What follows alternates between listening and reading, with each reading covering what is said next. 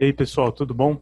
Hoje eu quero mostrar para vocês um artista muito interessante, fotógrafo muito interessante, chamado Joseph Koudelka. Eu devo ter assassinado o nome dele.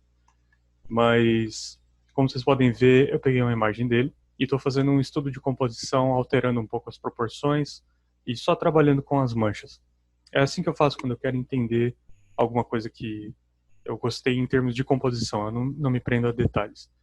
E aqui embaixo eu estou separando as manchas para falar justamente sobre ritmo para vocês. Existe uma óbvia comparação com a música quando a gente fala de ritmo. Em uma produção musical, o termo é facilmente percebido, porque é uma constante. É um conjunto de pulsos que são organizados de modo a compor a música. Na pintura, é um elemento visual que pode criar a sensação de unidade. E isso pode ser usado para direcionar o nosso olhar, enriquecer a imagem com padrões e criar pontos de interesse na composição. Tanto na música quanto na imagem, é possível analisar o ritmo considerando a altura das notas, que é o que eu fiz com esses quadrados aqui, que seria uma batida mais forte, uma batida não, uma nota mais grave ou mais aguda. É considerar a altura da nota, né? Se você tirar a altura da nota e analisar só o ritmo, você vai ter como se fosse uma batida de palmas, né? Pá, pá, pá, pá. Então, no caso dessa imagem aqui, teria pá, pá, pá, pá. É o ritmo da imagem. Tem uma distância entre elas e isso vai dizer pra gente o que está acontecendo em termos de distância. Mas, se a gente considerar a altura da nota, a gente tem um grave, um agudo e assim vai. Né? É uma variação. Aqui na imagem a gente analisa como se fosse perto e distante, fino e grosso, detalhado e sem detalhe, assim vai. Né? A graça do ritmo é justamente considerar essa altura, porque a gente tem a possibilidade de fazer isso na imagem. E em qualquer composição existe uma, um ritmo.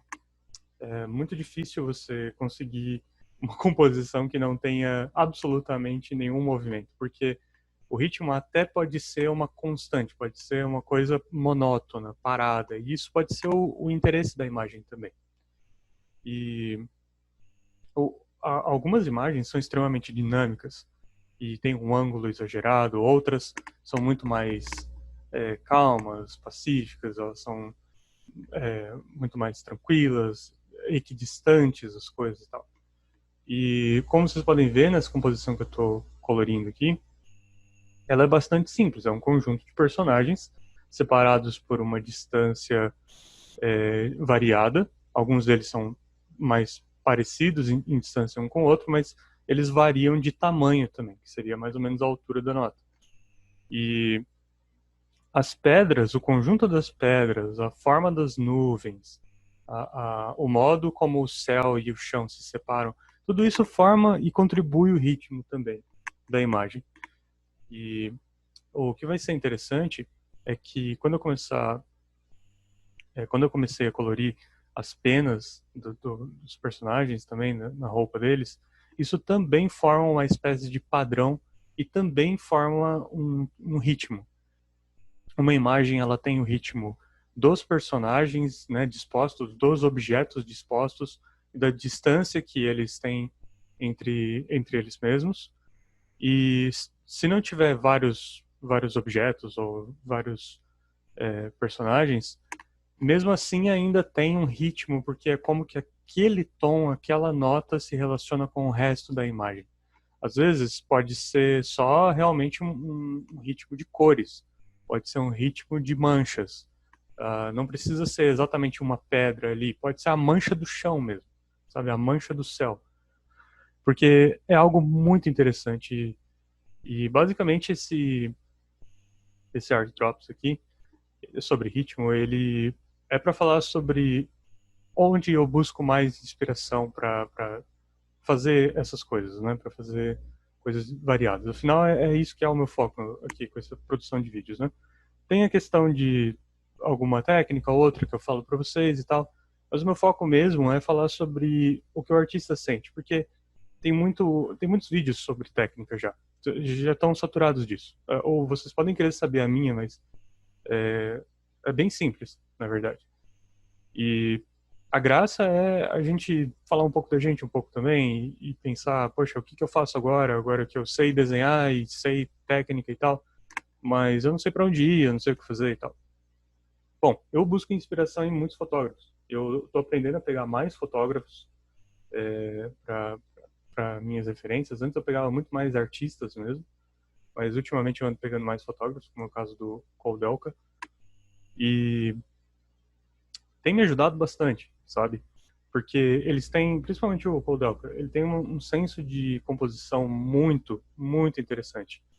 Tem vantagens e desvantagens de pegar foto como referência sempre de inspiração, né? A vantagem é que você vai ter o real, muitas das vezes, né? Se a foto não for muito tratada, você vai ter algo bastante real para se basear. A desvantagem é que você sempre acaba precisando de mais referências. Eu precisei pegar referências para fazer as máscaras, para ver as penas, para ver as cores que eu queria e tal. E na verdade, isso aqui surgiu a partir daquela primeira foto lá, que foi o estudo de composição. É bem simples, um estudinho de composição, só por causa do ritmo.